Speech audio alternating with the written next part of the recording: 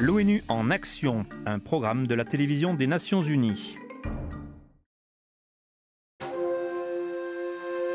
En Bolivie, l'élection du premier président autochtone, Evo Morales, a offert depuis plus de 5 ans la possibilité de changement pour la population autochtone de cette nation.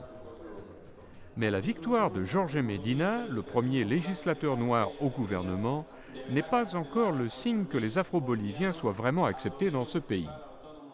D'après Navi Pillay, la haut-commissaire des Nations Unies aux droits de l'homme, les Boliviens de descendance africaine vivent toujours en marge de la société. Ils forment un groupe extrêmement vulnérable. Leurs droits ont été déniés, ils sont invisibles dans ce pays.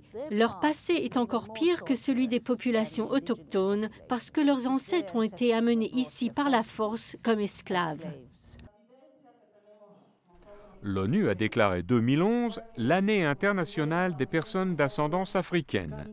Cette année vise à renforcer l'intégration des gens d'ascendance africaine au sein de la société en protégeant leurs droits et en promouvant le respect de la diversité de leur héritage et de leur culture. Mais Jorge Medina pense que le racisme fait toujours partie de la vie quotidienne d'un grand nombre d'Afro-Boliviens. S'il y a du travail, ils ne nous acceptent pas et ils nous disent que le poste a déjà été comblé. Ils nous jugent sur la couleur de notre peau et non pas sur la base de nos qualifications.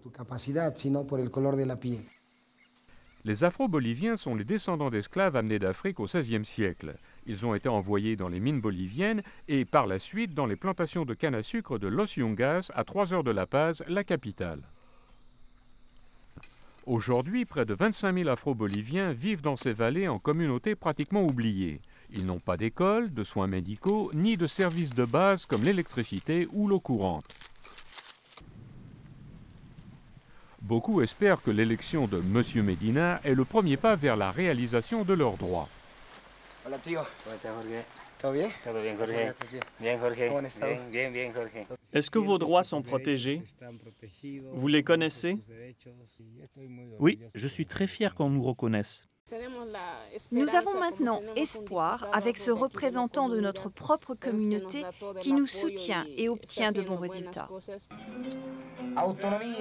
Tous les vendredis, Jorge Medina mixe de la musique africaine avec de la rhétorique politique en se servant de son programme radio pour parler des problèmes qui touchent la communauté afro-bolivienne. Je suis très optimiste. Nous avons déjà fait le premier pas. Le train est maintenant lancé. Nous ne nous arrêterons pas tant que nos droits ne seront pas respectés. Lorsque le recensement national de 2001 a demandé aux Boliviens d'identifier leur ethnicité, les Afro-Boliviens ont été obligés de choisir la catégorie « autre ». Maintenant qu'ils ont finalement obtenu une représentation politique, on peut espérer que leur prochaine victoire sera d'être inclus dans le recensement bolivien.